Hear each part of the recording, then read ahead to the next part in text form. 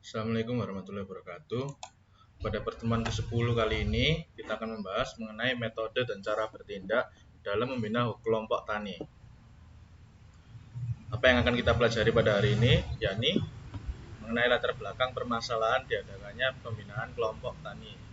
Kemudian pengertian istilah dari sistem penyuluhan pertanian, sektor pertanian serta subsektornya, usaha tani, petani, pekebun, peternak, kelompok tani, kontak tani, dan gabungan dari kelompok tani atau gabungtan.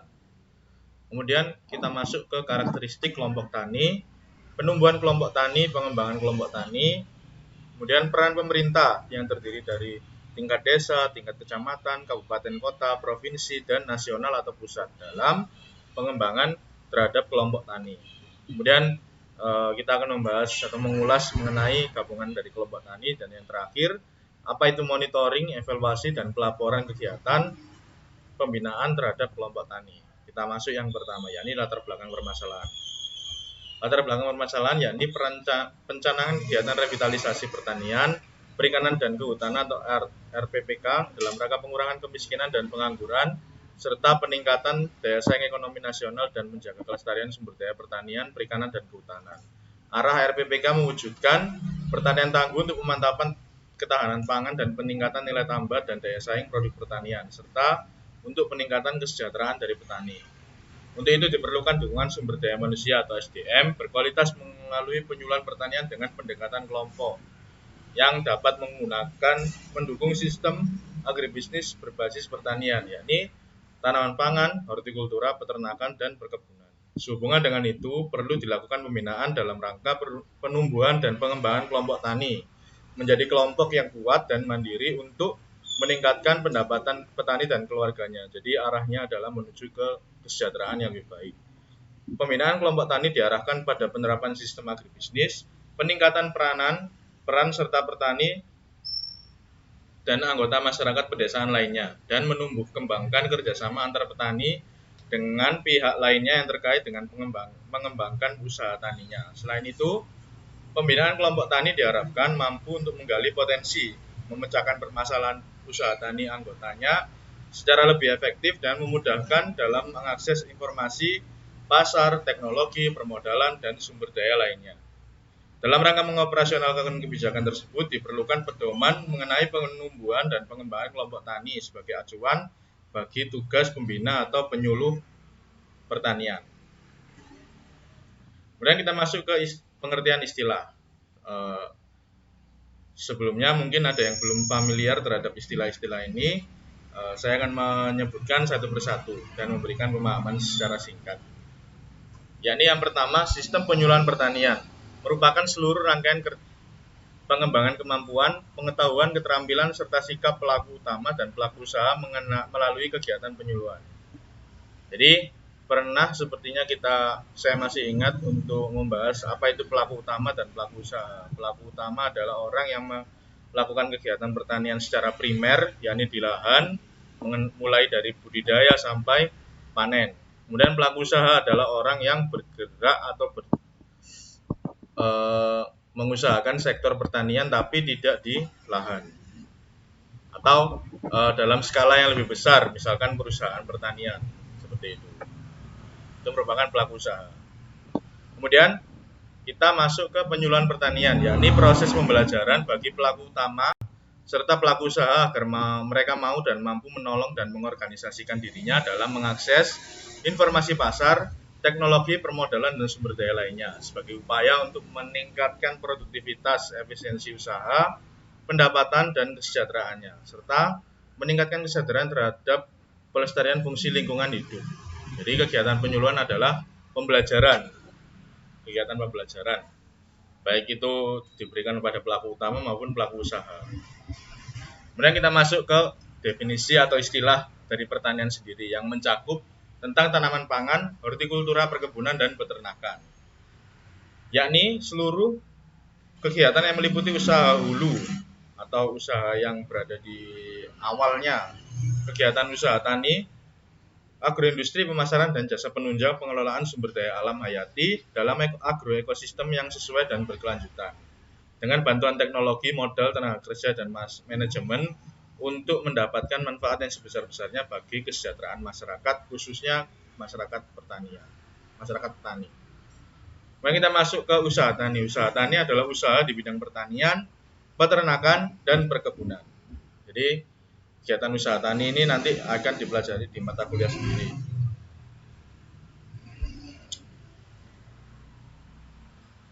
Kemudian kita masuk ke istilah petani, yakni perorangan warga negara Indonesia beserta keluarganya atau korporasi yang mengelola usaha di bidang pertanian.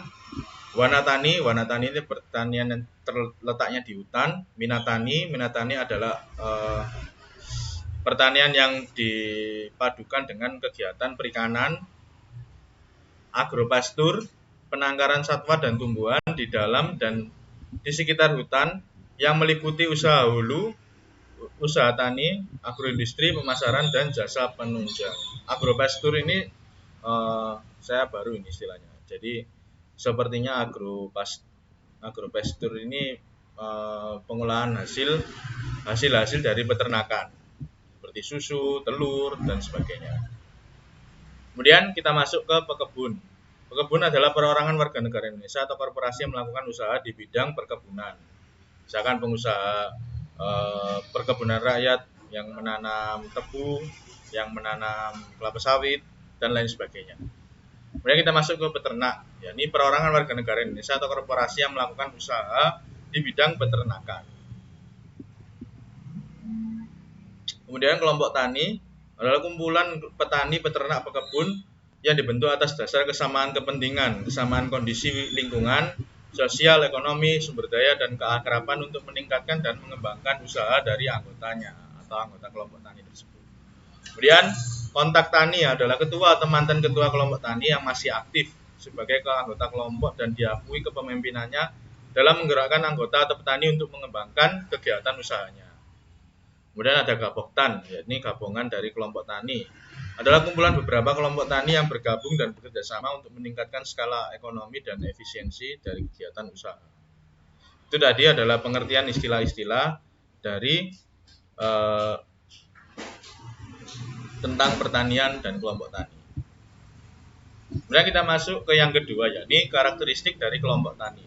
Karakteristik kelompok tani pada dasarnya adalah organisasi yang non formal di pedesaan yang ditumbuh kembangkan dari, oleh, dan untuk petani dengan memiliki karakteristik sebagai berikut, yakni saling mengenal, akrab, dan saling percaya di antara sesama anggota, mempunyai pandangan dan kepentingan yang sama dalam berusaha tani, memiliki kesamaan dalam tradisi dan atau pemukiman, memiliki hamparan usaha dan jenis usaha, status ekonomi maupun sosial, bahasa, dan pendidikan dan ekologi yang sama, serta ada pembagian tugas dan tanggung jawab sesama anggota berdasarkan kesepakatan bersama. Itu tadi adalah karakteristik dari kelompok tani. Kemudian unsur pengikat kelompok tani, yakni adanya kepentingan yang sama di antara para anggota, adanya kawasan usaha tani yang menjadi tanggung jawab bersama di antara para anggotanya, adanya kader tani yang berdedikasi untuk menggerakkan para petani dan kepemimpinannya diterima oleh sesama petani lainnya, adanya kegiatan yang dapat dirasakan manfaatnya oleh sekurang-kurangnya sebagian besar anggotanya, adanya dorongan dan motivasi dari tokoh masyarakat setempat untuk menunjang program yang telah ditentukan oleh kelompok tani tersebut. Jadi itu adalah unsur pengikat dari kelompok tani atau adanya rasa saling memiliki dari kelompok tani tersebut. Kemudian kita masuk ke fungsi kelompok tani. Ada 3 fungsi kelompok tani. Yang pertama yakni kelas belajar, sebagai wahana kerjasama, dan sebagai unit produksi. Sebagai kelas belajar, kelompok tani merupakan wadah belajar mengajar bagi anggotanya guna meningkatkan pengetahuan, keterampilan, dan sikap atau PKS, serta tumbuh dan kembangnya kemandirian dalam berusaha tani sehingga produktivitasnya meningkat, pendapatannya bertambah, serta kehidupan yang lebih sejahtera. Berikutnya, wahana kerjasama, yakni kelompok tani yang merupakan tempat untuk memperkuat kerjasama di antara sesama petani dan kelompok tani, dan antar kelompok tani serta dengan pihak lain. Melalui kerjasama ini diharapkan usaha taninya akan lebih efisien serta lebih mampu menghadapi ancaman, tantangan, hambatan, dan gangguan. Kemudian sebagai unit produksi. Usaha tani yang dilaksanakan oleh masing-masing anggota kelompok tani secara keseluruhan harus dipandang sebagai satu kesatuan usaha yang dapat dikembangkan untuk mencapai skala ekonomi yang lebih baik, baik dipandang dari segi kuantitas, kualitas, maupun kontinuitas atau sustainability. Berkelanjutan. Nah, ini ada penumbuhan kelompok tani. Dasar dari penumbuhan kelompok tani adalah tumbuh dan kembangnya kelompok-kelompok dalam masyarakat mulai didasarkan atas adanya faktor kepentingan dan tujuan bersama. Sedangkan kekompakan kelompok tersebut tergantung pada faktor pengikat yang dapat menciptakan keakraban individu-individu yang menjadi anggota kelompok. Penumbuhan kelompok tani dapat dimulai dari kelompok-kelompok atau organisasi sosial yang sudah ada di masyarakat, yang selanjutnya melalui kegiatan penyuluhan pertanian diarahkan menuju bentuk kelompok ya tani yang semakin terikat dan oleh kepentingan dan tujuan bersama dalam meningkatkan produksi dan pendapatan dari usaha taninya. Kelompok tani juga dapat ditumbuhkan dari petani dalam suatu wilayah, dapat berupa satu dusun atau lebih, satu desa atau lebih, dapat berdasarkan domisili atau hamparan, tergantung dari kondisi penyebaran penduduk dan lahan usaha tani di wilayah tersebut. Penumbuhan dan pengembangan kelompok tani didasarkan pada prinsip dari, oleh, dan untuk petani. Jumlah anggotanya dari kelompok tani 20-25 petani sesuai dengan kondisi lingkungan masyarakat dan usaha taninya. Kegiatan-kegiatan kelompok tani yang dikelola bergantung pada kesepakatan anggotanya. Dapat berdasarkan jenis usaha, unsur-unsur subsistem agribisnis, yakni antara lain pengadaan sarana produksi, pemasaran, pengolahan hasil pasca panen. Dalam penumbuhan kelompok tani tersebut diperhatikan kondisi kesamaan kepentingan, sumber daya alam, sosial ekonomi, keakraban, saling mempercayai, dan keserasian hubungan antar petani, sehingga dapat merupakan faktor pengikat dan kelestarian kehidupan berkelompok, di mana setiap anggota kelompok dapat merasa memiliki dan menikmati manfaat sebesar-besarnya dari apa yang ada dalam kelompok tani. Kemudian kita masuk ke prinsip-prinsip penumbuhan kelompok tani. Ada berapa ini? 1, 2, 3, 4, 5. Ada 6 prinsip-prinsip yang akan saya jelaskan satu-satu, yang terdiri dari kebebasan, keterbukaan, partisipatif, keswadayaan, kesetaraan, dan kemitraan. Kita masuk yang pertama, yakni kebebasan. Artinya menghargai pada setiap individu para petani untuk berkelompok sesuai keinginan dan kepentingannya. Setiap individu memiliki kebebasan untuk menentukan serta memilih kelompok tani yang akan mereka kehendaki sesuai dengan kepentingannya. Setiap individu bisa tanpa atau menjadi anggota satu atau lebih dari kelompok tani. Jadi satu orang petani bisa bergabung dengan lebih dari satu kelompok tani berdasarkan prinsip kebebasan tersebut. Kemudian yang kedua, prinsip keterbukaan, yakni penyelenggaraan penyuluhan dilakukan secara terbuka antara penyuluh dan pelaku utama serta pelaku usaha. Yang ketiga, partisipatif, artinya semua anggota terlibat dan memiliki hak serta kewajiban yang sama dalam mengembangkan serta mengelola, yakni merencanakan, melaksanakan, serta melakukan penilaian kinerja terhadap kelompok tani. Jadi itu adalah prinsip partisipatif atau keterlibatan. Kemudian yang selanjutnya, yang keempat, keswadayaan, yakni mengembangkan kemampuan penggalian potensi diri sendiri para anggota dalam penyediaan dana dan sarana serta pendayagunaan sumber daya guna mewujudkan kemandirian kelompok tani. Artinya kemampuan untuk berdiri sendiri atau tidak bergantung pada pihak luar, seperti itu. Kemudian kesetaraan, yakni hubungan antara penyuluh, pelaku utama, dan pelaku usaha yang harus merupakan mitra sejajar. Kemudian yang terakhir, yaitu kemitraan, artinya penyelenggaraan penyuluhan yang dilaksanakan berdasarkan prinsip saling menghargai, saling menguntungkan, saling memperkuat, dan saling membutuhkan antara pelaku utama dan pelaku usaha yang difasilitasi oleh penyuluh. Penumbuhan atau pembentukan kelompok tani dilakukan dalam pertemuan atau musyawarah petani yang dihadiri oleh tokoh masyarakat, pamong desa, penyuluh pertanian sebagai mitra kerja petani, dan instansi terkait. Selanjutnya, kesepakatan membentuk kelompok tani dituangkan dalam berita acara pembentukan kelompok tani. Pemilihan pengurus kelompok dilakukan secara musyawarah mufakat dari anggota oleh seluruh anggota. Perangkat kepengurusan kelompok tani sekurang-kurangnya terdiri dari ketua, sekretaris, dan bendahara. Kemudian penumbuhan kelompok tani yang mantap memerlukan kesabaran sesuai dengan tingkat kesadaran para petani yang akan membentuknya. Pembentukan kelompok tani yang terlalu cepat atau terlalu lama akan mengakibatkan turunnya minat calon anggota, dan hal ini harus dihindarkan. Sebagai tindak lanjut atas penumbuhan atau pembentukan kelompok tani dan pemilihan pengurus, maka diadakan pertemuan lanjutan yang dihadiri seluruh anggota untuk menyusun atau menetapkan rencana kerja kelompok tani.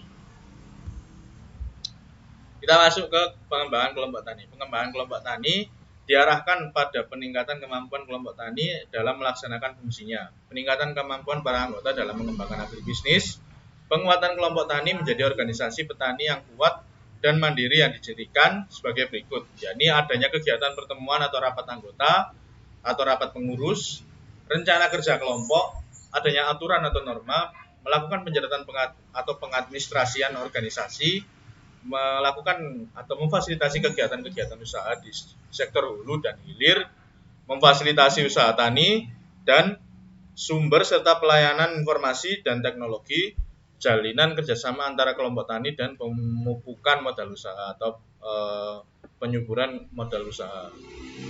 Kemudian peningkatan kemampuan kelompok tani dimaksudkan agar kelompok dapat berfungsi sebagai kelas belajar, wahana kerjasama, dan unit produksi.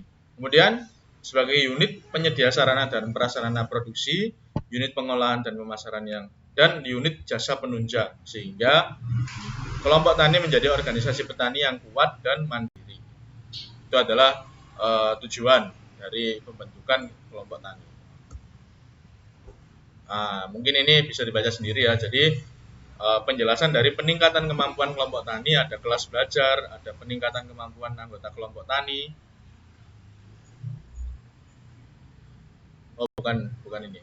Bukan kelas belajar. Peningkatan kemampuan anggota. Oh iya benar. Peningkatan kemampuan kelompok tani, ada kelas belajar, ada peningkatan kemampuan anggota kelompok tani, ada unit produksi, ada wahana kerjasama. Ada 4 yang dibahas. Silakan dibaca sendiri. Kalau ada yang ditanyakan bisa disampaikan di forum diskusi. Kemudian kita masuk ke penyelenggaraan pengembangan kelompok tani.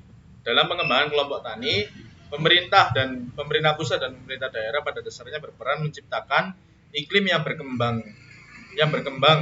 prakarsa dan inisiatif para petani.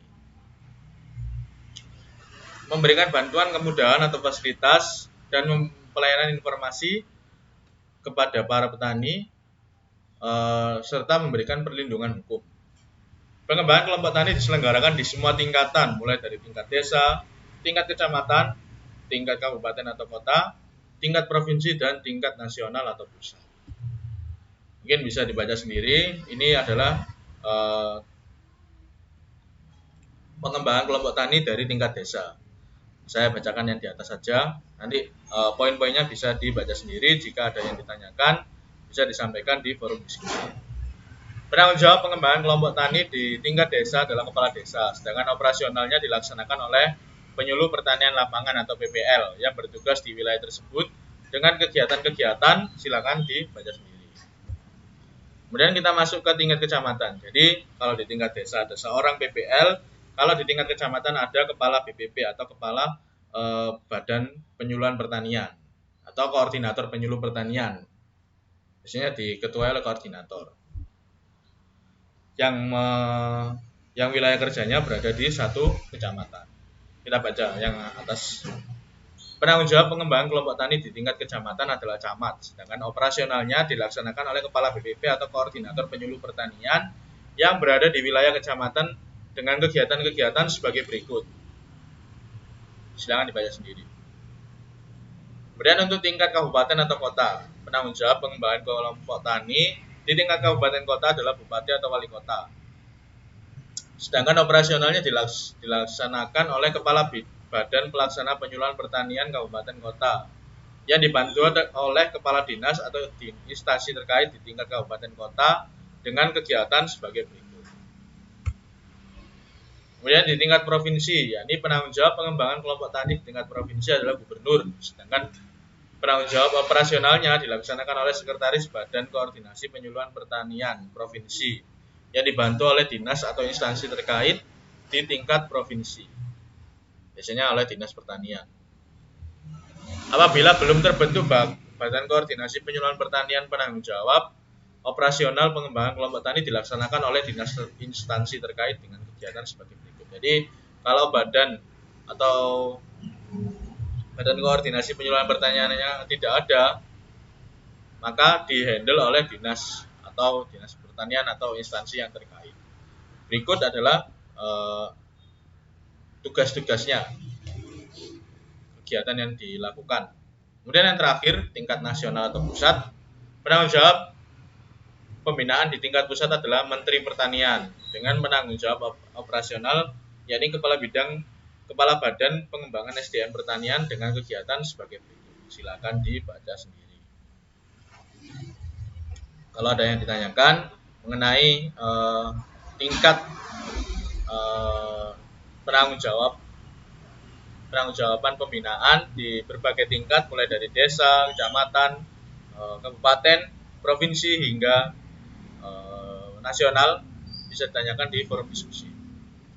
Saya lanjutkan ke pembahasan mengenai gabungan kelompok tani atau gaboktan. Gaboktan ini cukup banyak pembahasan. Jadi pengembangan kelompok tani diarahkan pada peningkatan kemampuan setiap kelompok tani dalam melaksanakan fungsinya. Peningkatan kemampuan para anggota dalam mengembangkan agribisnis, penguatan kelompok tani menjadi organisasi petani yang kuat dan mandiri. Kelompok tani yang bergabung ke dalam gabungan kelompok tani atau gaboktan. Gaboktan yang kuat dan mandiri dicirikan antara lain adanya pertemuan atau rapat anggota pengurus yang diselenggarakan secara berkala dan berkesinambungan, adanya rencana kerja atau disusunnya rencana kerja gaboktan secara bersama dan dilaksanakan oleh para pelaksana sesuai dengan kesepakatan bersama, dan setiap akhir pelaksanaan dilakukan evaluasi secara partisipatif. Adanya atau memiliki aturan norma tertulis yang disepakati dan ditaati oleh bersama, memiliki fasilitas pencatatan atau pengadministrasian setiap anggota organisasi yang rapi, memfasilitasi kegiatan-kegiatan usaha bersama di sektor hulu dan hilir, memfasilitasi usaha tani secara komersial dan berorientasi pasar sebagai sumber serta pelayanan informasi dan teknologi untuk usaha para petani umumnya dan anggota kelompok tani khususnya. Adanya jalinan kerjasama antara gaboktan dengan pihak lain dan adanya pemupukan modal usaha baik dari iuran dari anggota atau penyisian hasil usaha atau kegiatan gaboktan. Jadi sama seperti kelompok tani, hanya skupnya atau lingkupnya lebih besar dari gabungan kelompok tani ini. Peningkatan kemampuan gaboktan, yakni peningkatan kemampuan gaboktan dimaksudkan agar dapat berfungsi sebagai unit usaha tani, unit usaha pengolahan, unit usaha sarana dan sarana produksi, unit usaha pemasaran, dan unit usaha keuangan mikro serta unit jasa penunjang lainnya, sehingga menjadi organisasi petani yang kuat dan mandiri. Pengembangan kelompok tani diarahkan pada kegiatan kemampuan setiap kelompok tani dalam melaksanakan fungsinya. Oh sudah ini. Unit usaha tani. Kita masuk ke unit usaha tani. Unit usaha tani agar kegiatan usaha tani petani dapat berlangsung baik dengan baik, gaboktan diarahkan agar mempunyai kemampuan sebagai berikut. Silakan dibaca sendiri ya poin-poinnya. Saya lanjutkan. Unit usaha pengolahan sama, nanti dibaca sendiri. Ini juga dibaca sendiri pengertiannya. Nanti kalau misalkan ada yang perlu ditanyakan, sampaikan di forum diskusi. Ini juga. Nah, kita masuk ke yang terakhir ya. Ini fungsi dari gaboktan. Munculnya berbagai peluang dan hambatan sesuai dengan lingkungan sosial ekonomi setempat, membutuhkan adanya pengembangan kelompok tani ke dalam suatu organisasi yang jauh lebih besar. Beberapa kelompok tani bergabung ke dalam gabungan kelompok tani atau gaboktan.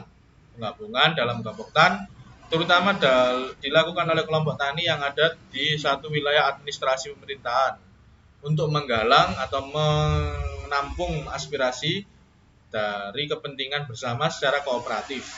Wilayah kerja gaboktan sedapat mungkin di wilayah administratif desa atau kecamatan, tetapi sebaiknya tidak melewati batas wilayah kabupaten atau kota.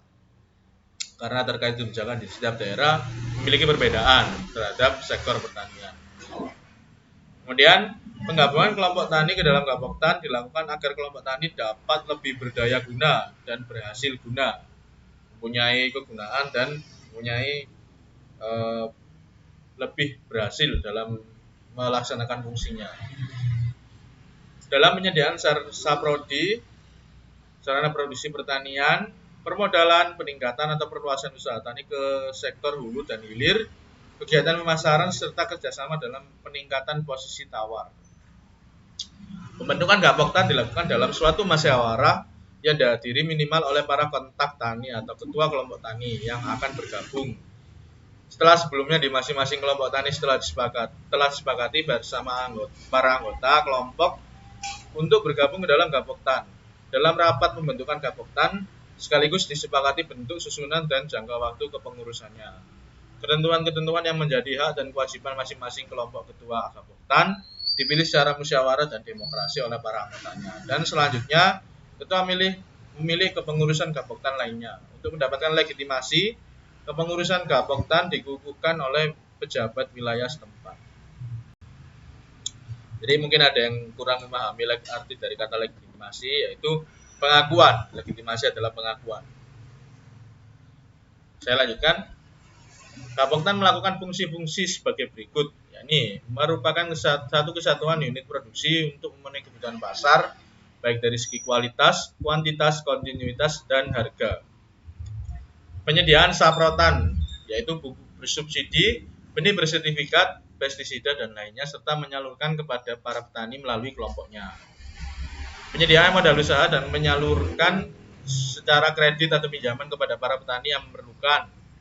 Melakukan proses pengolahan produk para anggota, penggilingan, grading, pengepakan, dan lainnya yang dapat meningkatkan nilai tambah.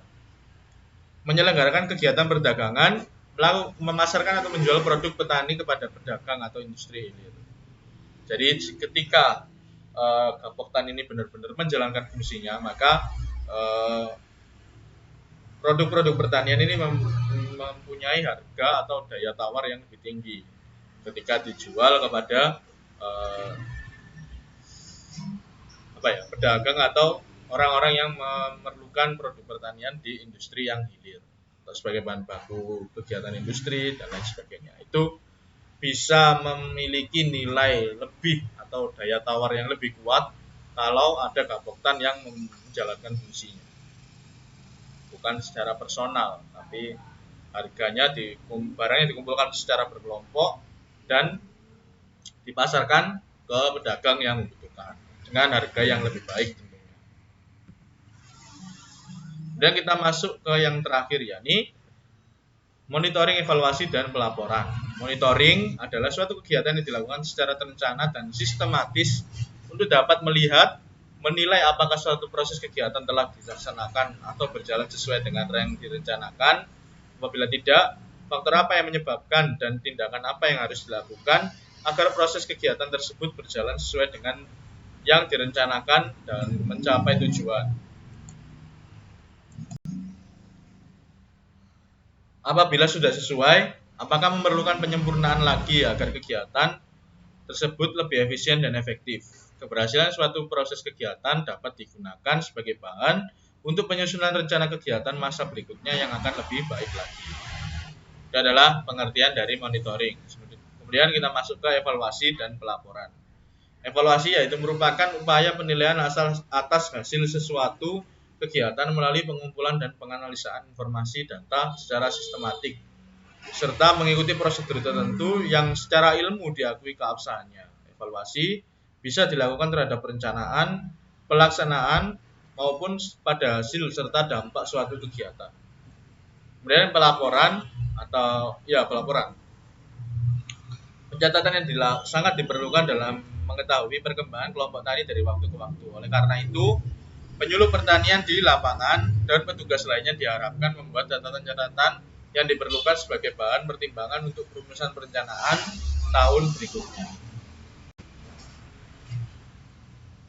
Kemudian monitoring dibahas lebih mendalam di sini, yakni monitoring di tingkat kecamatan dilakukan oleh BPP, di tingkat kota dilakukan oleh lembaga penyuluh pertanian, di kabupaten kota kabupaten kota dengan mengikut sertakan organisasi-organisasi non pemerintah di kabupaten kota secara partisipatif. Di tingkat provinsi dilakukan oleh kelembagaan penyuluhan pertanian provinsi dan mengikut sertakan organisasi-organisasi non pemerintah. Sedangkan di pusat dilakukan oleh Badan Pengembangan SDM Pertanian (CEKI), Pusat Pengembangan Kebutuhan Pertanian, Pusat Pengembangan Penyuluhan Pertanian dan mengikut sertakan organisasi-organisasi non pemerintah atau NGO (non government organization). Secara khusus kegiatan monitoring mencakup pada hal sebagai berikut, yakni dari aspek perencanaan, keadaan dan ketersediaan fasilitas-fasilitas kerja penyuluhan pertanian, penilaian proses pelaksanaan kerja dan pelaksanaan program, kinerja petugas dalam pembimbingan, peningkatan sumber daya manusia petani, pengembangan aspek statika atau organisasi dan administrasi, serta aspek dinamika kegiatan dan kepengurusan, serta aspek kepemimpinan, kaderisasi anggota organisasi. Jadi sudah bagus monitoring ini, sangat lengkap poin-poinnya. Mulai dari perencanaan, ketersediaan fasilitas, penilaian, kemudian kinerja petugas, peningkatan SDM petani, dan pengembangan berbagai aspek statika, aspek dinamika, dan aspek kepemimpinan. Evaluasi dan pelaporan. Evaluasi pembinaan kelompok tani yang dilakukan secara teratur, baik evaluasi awal atau pre-evaluation, evaluasi proses atau ongoing evaluation, evaluasi akhir atau post-terminal evaluation, maupun evaluasi dampak atau ex post evaluation.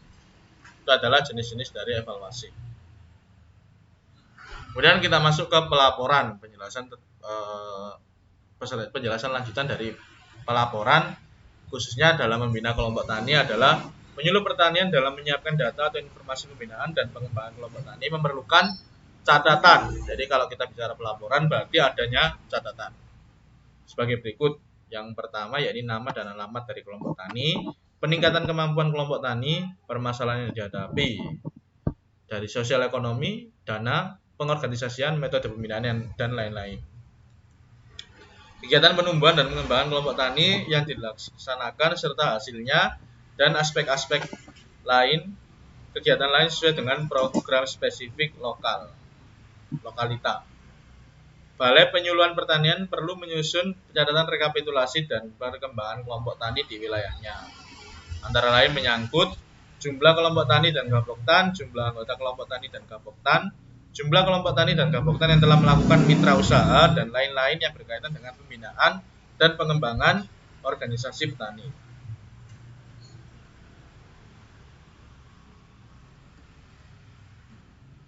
Kemudian pelaporan.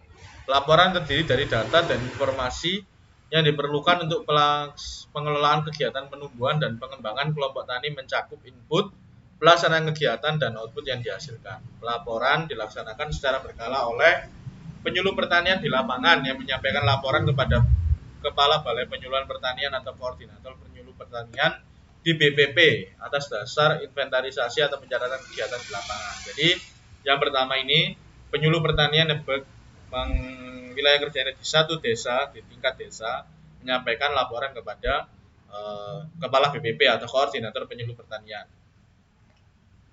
yang berada di tingkat kecamatan. Kemudian dari tingkat kecamatan, yakni Kepala Balai Penyuluhan Pertanian Koordinator Penyuluh Pertanian di BPP menyampaikan laporan kepada Kepala Badan Pelaksana Penyuluhan Pertanian Kabupaten Kota. Atas dasar laporan penyuluh pertanian dan tembusannya disampaikan ke instansi terkait di bidang kabupaten kota. Jadi setelah dari desa diteruskan ke kecamatan, kemudian diteruskan ke kota. Kemudian dari Kepala Badan Pelaksana Penyuluhan Pertanian Kabupaten Kota menyampaikan kepada Bupati atau Wali Kota yang bersangkutan atas dasar laporan dari Kepala Balai Penyuluhan Pertanian atau Koordinator Penyuluh Badan Pertanian, dan tembusannya disampaikan kepada Sekretaris Badan Koordinasi Penyuluhan Pertanian Provinsi. Jadi setelah dari Kepala BPP di tingkat kecamatan, disampaikan ke kepala BPP tingkat kabupaten kota, lalu disampaikan ke bupati atau wali kota selaku penanggung jawab. Kemudian dari Sekretaris Badan Koordinasi Penyuluhan Pertanian Provinsi menyampaikan laporan kepada Badan Pengembangan SDM Pertanian JEKI, Pusat Pengembangan Penyuluhan Pertanian Departemen Daerah. Departemen Pertanian. Sebenarnya sekarang departemen tidak ada. Jadi lebih sekarang lebih ke kementerian. Yang tembusannya disampaikan ke instansi terkait di tingkat pusat. Jadi pelaporan ini dilakukan secara berkala dan berjenjang. Mulai dari kecamatan, mulai dari desa, kecamatan, kabupaten kota, provinsi, dan kemudian disampaikan ke pusat atau Kementerian Pertanian. Ini Departemen Pertanian, tapi sekarang tidak ada Departemen Pertanian, lebih diperbarui ke Kementerian Pertanian. Seperti itu. Sekian yang dapat saya sampaikan mengenai metode dan cara bertindak dalam membina kelompok tani. Apabila ada yang ditanyakan, bisa disampaikan di forum diskusi. Terima kasih, sekian.